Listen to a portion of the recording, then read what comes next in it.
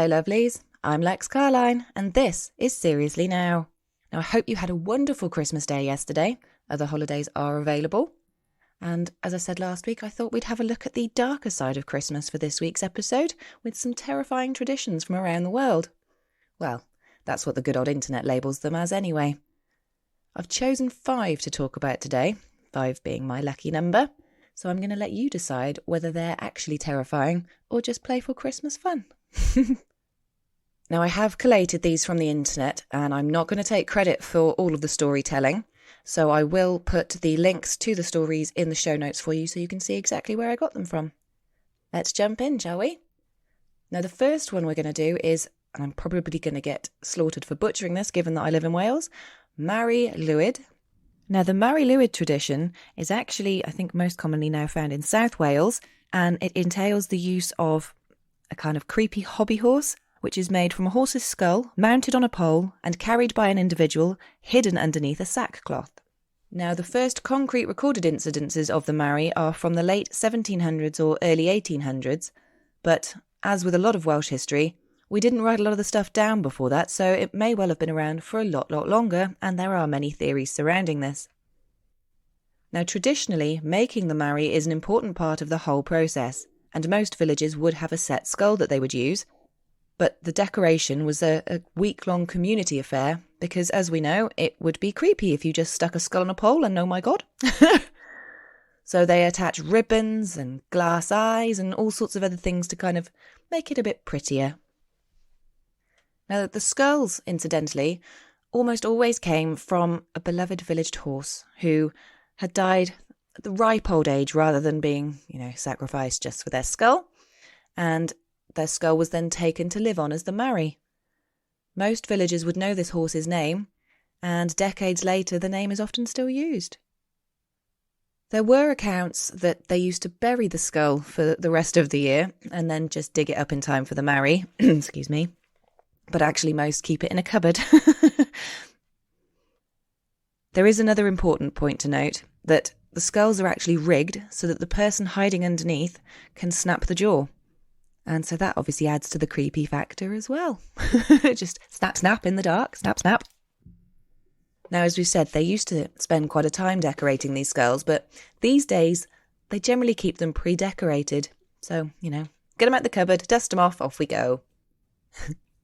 So the Mari party is said to gather at about midday, and that's obviously the Mari herself, with others, which often varies, but classically you have Punch and Judy characters, like mischievous comedy characters. They start at one end of the village and go to the first house where they will sing Canivari, and that's a bit like yelling trick or treat, except rather than asking for sweets, they want alcohol and cheese, which... that sounds better than sweets to me. Now, obviously householders don't want to give away any of their delicious alcohol and cheese, so they begin something that's called the punko. And this punko, if I'm saying this right, sorry if I'm not, is sort of like a rap battle, but it's sung. And apparently it's beautifully poetic and almost always opens with the same verse. And I'm not even going to try and attempt to say it in Welsh because I will butcher it. But in English, it translates to, well, here we come, innocent friends, to ask leave, to ask leave, to ask leave to sing. Now, the people in the house basically tell Mari, no, off you pop. And so then Mari responds in kind, and they go back and forth until one side loses. Now, if the Mari loses, she has to go to the next house. But if the householders lose, well, they have to let her in and give her all their delicious alcohol and cheese. But you must make her promise to behave before letting her pass the door, because if you don't, basically all hell breaks loose and the party do as much mischief as they can, basically whatever they want. And the author of this version has put smearing ash on your walls, stealing your goats, mixing your white laundry with your colours and hiding your drawing tablet pens. Apparently, it can be a riot. Anyway, once they've done whatever they came in to do, and they leave the tattered ruins of your house, they go on to the next one and start the process again. And that's the Mari Lwyd. I don't think that one's too bad, really, other than getting your house trashed, but Given my 5-year-old, my house looks like that most of the time anyway. Next, we're going to go on to Frau Perchter. And if you were naughty, the Perchter would enter your home while you're sleeping, apparently disembowel you, and then stuff the hole with rocks. Lovely. According to old Austro-German legend, Perchter is a malevolent pagan goddess who likes to stalk the snowy landscape by night, and that's just during the 12 days of Christmas. Perchter's aim is simple and quite chilling, and that's to ensure local customs are upheld under the pain of death. Wonderful. And in bygone times, this meant weaving during the holidays unless you dared to incur Perchter's wrath. And what a wrath she has. People believed that Perchter could enter their homes while they slept, and if she found the inhabitants had not behaved during the year, instead of getting a lump of coal, Perchter would rip open your stomach, as I said, disembowel you, and then stuff the cavity with straw, rocks, and other rubbish that she could find. She would then stitch you up, so at least she did that, before moving on to her next victim. Now, Perchter was particularly intolerant of unruly children. My little girl better watch out. And liked to bring a posse of zombie-like helpers with her on her rampages. Perchter also has one large, very misshapen, what's called a goose foot, and is actually sometimes linked to the tradition of eating goose at Christmas. I always wondered where that came from. Now, folklorist John B. Smith says that Perchter's earliest incarnation dates from the Middle Ages and was the enforcer of communal taboos, basically punishing those who dared weave on days seemed sacred or those who refused to feast with the required enthusiasm. What? And Smith also notes that as more and more peasant women entered the workforce, Perchter's focus turned to tormenting the lazy. He writes that she is a sinister figure who punishes the slovenly, the idle, the greedy and the inquisitive. Errant children got tossed into her sack and carted off with their legs dangling out as a warning to others. In one story, a young farmhand incurs her ire by spying on her, and he goes blind. Although his sight is ultimately restored, it left a very clear message. Don't mess with Perchter. This is a sentiment that's also echoed by author and independent scholar Stephen Morris. And Stephen Morris has written quite a lot about Perchter. And his favourite story is when she intrudes on a wedding reception that she was not invited to attend. And it sounds a bit like the wicked fairy in Sleeping Beauty. She curses the bride and groom and the whole wedding party by transforming them into wolves. Could be worse things, I suppose. Now, obviously the tales of Perchter are quite entertaining as well as frightening for young children, but apparently there's more to her legend than horror and mayhem. Perchter is a forager witch and a scholar of Appalachian folklore and magic who feels a strong connection to Perchter. Frightening tales of Perchter are certainly entertaining, but there is more to her legend than horror and mayhem. She is a forager witch and a scholar of Appalachian folklore, and she is one of the many dual-faced goddesses, both fair and ugly, dark and light. Perchter's duality speaks to the contrasts that actually make her so fascinating, because her name means bright one, which refers to the iterations of the Perchter legend which depict her as youthful and white as snow, as opposed to elderly and hag-like. Ringing a Snow White vibe there. She's obviously a dab hand at belly slitting, and a close associate of Krampus, who we will get on to later. But, as Morris points out, she's also known as Grandmother Winter, the woman who makes the snow, and that's probably the most friendly version of her. Her legend stretches back hundreds of years, but her popularity shows no signs of slowing, and in Austria and elsewhere, she remains a very, very visible part of all the Christmas festivities. Now next we're going to look at Gryla and the Yule Cat from Iceland, and I think this might be my favourite. If not, it's definitely joint first with the Krampus. So, Christmas, a time for bright lights and warm hearths, presents, family, delicious food, wine, other alcohols available, and a bit of terror, maybe? Perhaps not around most of the world, but Iceland is not like most of the world, because the rest of the world does not have Gryla or the Yule lads, who are also referred to as the Christmas trolls. Now, Iceland is said to be a wonderful place to visit during the Christmas season, and if you've seen pictures of Iceland, I'd say it's a wonderful place to visit all year round. Definitely on the bucket list. Now, the concept of Santa, or Father Christmas, in Iceland, in terms of Icelandic folklore anyway, is very, very different from the ones we have in most Western cultures.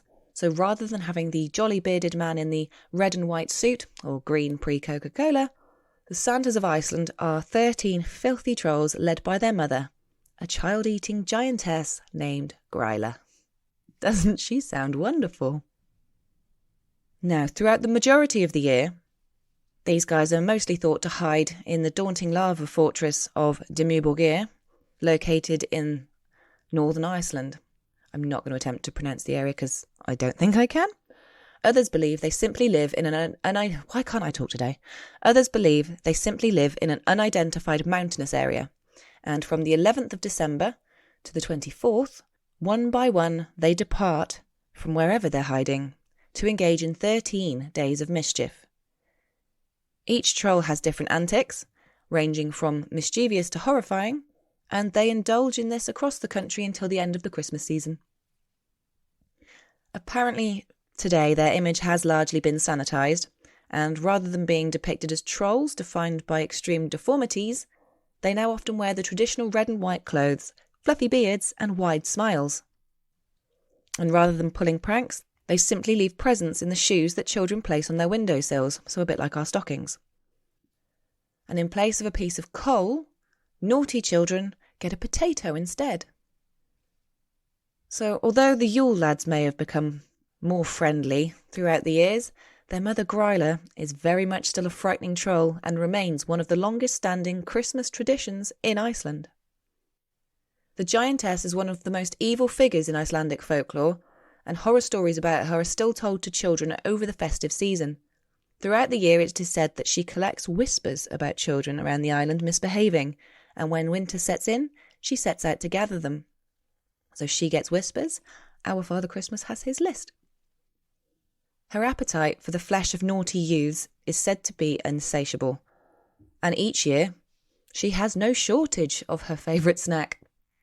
Collecting them up in a sack, then she cooks them in a pot and turns them into giant stew that will keep her going until next winter. That's a lot of... no, yuck. Blech. Maybe that's why so many kids don't like stew, even before they've tried it. Stew. Now, Gryla would be terrible enough if she worked alone, but she doesn't. And we're not talking about the 13 trolls. And we're not talking about the 13 lads. Oh no, Gryla shares her mountain cave with an enormous black cat called the Christmas cat, which also has an appetite for human flesh. However, the Christmas cat doesn't just seek out those who've misbehaved. The Christmas cat will quite happily prey on any child who didn't get new clothes to wear for Christmas. Now, along with her cat, Gryla also lives with her husband, or her most recent husband anyway, and he is a troll named Lepaludi. Now, he is supposedly the least threatening member of the family, and he is browbeaten to the point of being pathetic. Maybe he's just afraid of what happened to Gryla's previous husbands, whom she is said to have eaten. So he has no influence over her evil ways. That's all her. Now, the fact that she was a child eater who sought out children over the festive season does send a similar message to kids as Santa bearing coal. Just a bit more bluntly, I suppose. So it's loud and clear. Be on your best behaviour. The more brutal delivery of this message is perhaps due to the fact that winters in Iceland are incredibly dangerous, and obviously many children who would sneak out in the dark and snow never came home. There was also a lot of work needed to be done before the darkest months set in, and that requires extra effort from all family members.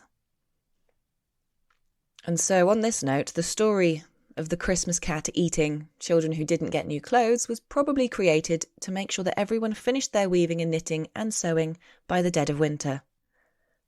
A half-finished jumper is no use in December. Gryla was such a terrifying image to children that actually in the 18th century the Parliament of Iceland outlawed the use of her legend as a scare tactic. Oh, spoil sports. Children were no longer threatened with being devoured and instead given rotten potatoes in their shoes if they misbehaved. So that's where the potatoes came from. Now, in modern culture, when the season arrives, the 13 Yule lads will come down from the mountains to attend celebrations around the country, even playing with children and entertaining revellers. They now help make Iceland at Christmas even more of a delight, which is a more family-friendly version than their origin. Though the Yule lads did not inherit cannibalism from their mother, they were still widely feared by children for their creepy and revolting behaviour. Adults in Iceland used to largely believe in trolls, and so many of them would have been cautious that there was a truth to this tale. Though each Yule lad has their own quirks, all shared the features of trolls. They are enormous, filthy, unintelligent creatures, humanoid and bestial in equal parts, and who could only operate in the hours of night. Because can you guess what happens when the sun comes up? Yes, they turn to stone. And that's the end of Gryla and the Yule Cat and the Yule lads. Now, tale number 4 is Hans' Trap. And Hans is a cannibalistic Christmas scarecrow who's said to work alongside Father Christmas. And if you're not good, Hans will kidnap you and take you into the forest to eat you. Well, there is a lot of emphasis on food at Christmas, so... Now, this legend is well known in the French regions of Alsace and Lorraine. And apparently he is a lesson to be learned in what happens when you stray from God, turn to the devil, and become obsessed with wealth and power. Going to stay quiet. Might get sued. I'm thinking it, not saying it. Now, he lived in the 1400s and was very rich and powerful, but was also merciless and feared by people who lived in Alsace. Like so many, he got obsessed with power and was said to have started making deals with the devil to make that happen. Soldier sold to the devil. Where have we heard that before, Hollywood? So yes, in short, he sold his soul to Satan. Satan seems to have a lot of souls on that list. It's said that the Catholic Church and the Pope found out about Hans and so excommunicated him. And as a result, he was banished, shunned from his community, stripped of any titles, lands and money that he had, and he had to resort to living in the mountains of Bavaria in Germany. And there he dedicated himself to practicing black magic and the occult. Now, obviously isolation isn't good for anybody long term, and he did end up losing his mind. He went from obsessing over power to wanting revenge on those who wronged him. Well, you can kind of understand that, I suppose, on some level. But while this was happening, he had a hankering for human flesh. And that is where we differ.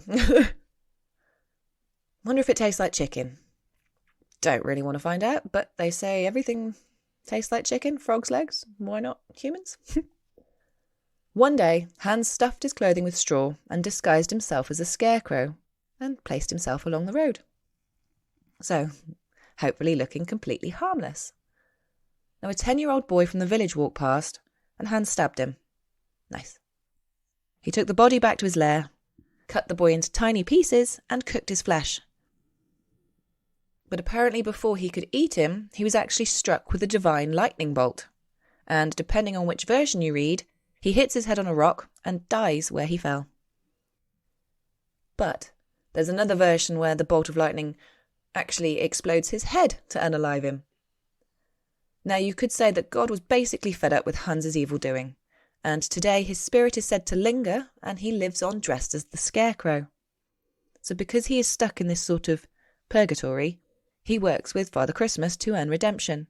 So we have a good cop, bad cop kind of thing. And Santa gives presents to the good kids while Hans punishes the naughty ones. So basically, Hans' trap is a warning to children to be good, or he will use his scarecrow disguise to get them if they don't change. He'll carry the naughty children off to the dark forest, never to be seen again. So there's a good one for you parents to use instead of a lump of coal. Now, the real person that Hans' trap is based on was Hans von Trotha, who lived from 1450 to 1503, and he was a German knight and marshal in the Palatine territory. So this would be the French-German area, and he commanded 2 castles on the German side.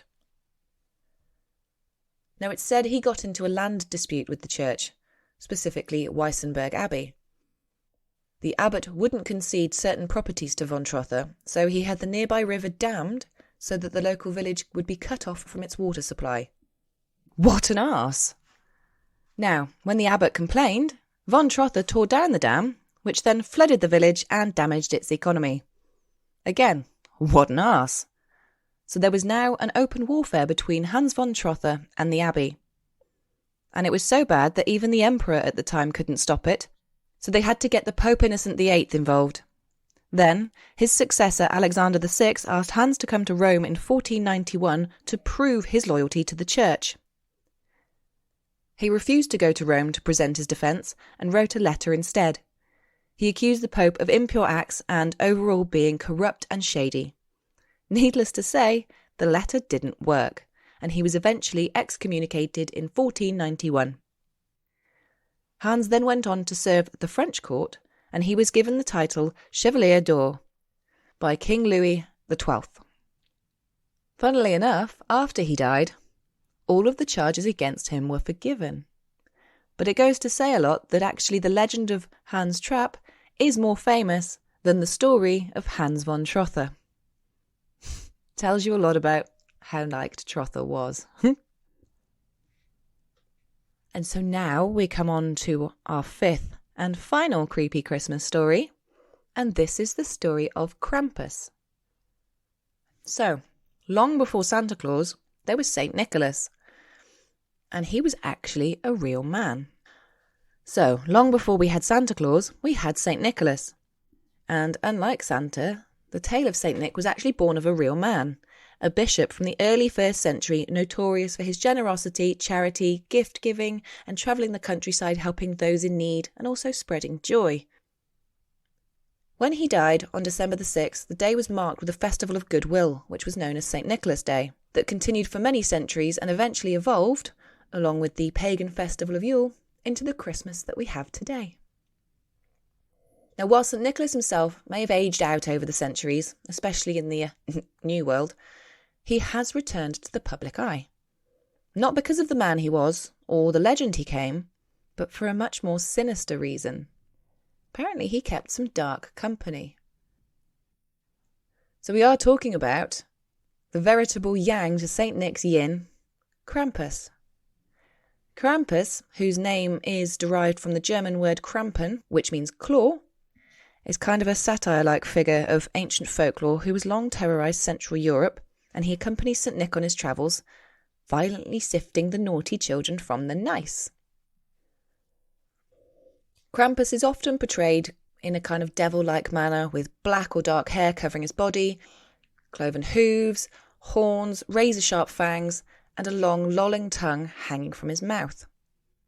For every good boy and girl that St. Nicholas rewards, there are dozens of others who don't quite make the good list and are left for Krampus, to be whipped with a birch switch or even stuffed into his sack and carried away to his lair to be tortured and eaten. Now, over the years, his image has evolved, becoming less goat-like and more devilish, but the evil intentions remain the same, and it provides the motivation children need to behave around the holidays, and maybe the rest of the year too, because the punishment they deserve if they fail to do so is one they clearly don't want. I mean, who wants to be eaten? Now, many believe the origin of Krampus actually predates Christianity, but it isn't until St. Nicholas and his holiday that Krampus really started to make a big impression. Now, with St. Nick starting to make his rounds every December the 6th, bringing candy and dried fruits to all of the good boys and girls, it's only natural that you have a balance. And the only thing more motivating than rewarding good deeds is punishing the bad. But as Krampus became entangled with St. Nick and Christianity in the Middle Ages, the image of Krampus himself began to change, becoming less animalistic and more akin to the representations of the devil himself. Thank you, Christian Church. His horns got longer, his face more human-like, and even his tongue began to hang low from his mouth like representations of Satan in the Good Book. That's open to your own personal interpretation. What was once a birch switch became a whip, and what was once his lair in the woods where he feasted on children became an eternity of damnation in hell itself. Slight difference. So the longer Krampus is associated with Christianity, the more satanic he became, and the less welcome he was at festivities. Those superstitious people who once embraced him as a folk anti-hero started banning him completely for the fear of tempting the devil himself. Christianity stomps on another tradition. What a surprise! Eventually, Krampus would fall off completely in the modern world, and he was only celebrated in remote villages that still held on to the old ways. And as St. Nicholas Day evolved into Christmas, and the holiday took on more its kid-friendly approach, Krampus would disappear almost completely. Almost. For many centuries, Krampus's legend stayed within his boundaries and was remembered in small corners of Europe, but otherwise unheard of in most of the rest of the world, America included. But in the past decade or so, there has been a massive resurgence of Krampus culture that's even made its way over to the Western Hemisphere. Somehow, Krampus made a comeback. So it could be in a response to the over-commercialisation of Christmas, its descent into the holly-jolly extremism, or just the planets aligned in ways we haven't seen since the days of the pagans, and Krampus has now become a part of Christmas. People around the world have returned to the old ways. Not a bad thing at all, in my opinion. Dressing up in costumes, holding parades, handing out holiday cards, and doing everything they can to bring a little darkness back into a white Christmas that has long overstayed its welcome. And when does it all start? It starts on I don't know whether I'm going to say this right. It starts on Krampusnacht, or Krampus night. December the 6th may have been the day for St. Nicholas and his selfless endeavour to put a smile on the faces of children everywhere, but the night before has long been a night of mayhem, merriment, and moral ambiguity. A night for Krampus. Known as Krampus night, the eve of December the 5th is when Krampus stalks the streets, bringing mischief to townsfolk and punishing every naughty child in his wake. And who do you not know that was born on December the 5th? In the evening. Hi! That would be me. Excellent. I'm having a Krampus-themed birthday for my next birthday. So in the past, Krampus night was a time for bedtime stories, a warning to excited children that they must behave one more night if they wish to be visited by Saint Nick in the morning, and not to be carried away by Krampus in the sack to be tortured and eaten. We won't be eating any children at this party, just to verify that. Now, the tradition has returned in many Central European cities, especially among the younger generations, who have resurrected Krampus night and filled it with celebrations, festivities, and customs both new and old. The Krampus Run, or Krampuslauf, which I've actually found out they do one in Pembrokeshire, has recently grown in popularity in countries like Austria, Germany, Hungary, the Czech Republic, and putting the people's love or dread of Krampus back on the streets is to be celebrated. This parade, which is usually practised on Krampus night, invites people to dress up in their scariest Krampus costumes, complete with goat fur, long horns, handcrafted weapons, and whatever else their imagination can afford them. Even in freezing temperatures, they march on, teasing onlookers and injecting the fear of Krampus back into their hearts, often joined by revellers, young and old, costumed or not, as they share in their fascination with the Dark Santa and the traditions that he represents. Very similar to a Halloween parade, these are a sight to see, and every year the costumes and theatrics are expanded and intensified, so what a spectacle it must be across Europe. Now there's also Krampuskarten. I'm definitely not saying that right, but since the early 19th century, Central European countries have celebrated the season with an unusual custom, one that may be somewhat similar to our Christmas card traditions with good tidings, but this has a much darker twist. Krampuskarten, or Krampus cards, are holiday cards, but they feature Krampus, often shown threatening small children with his birch switch or even violently abducting them in his sack.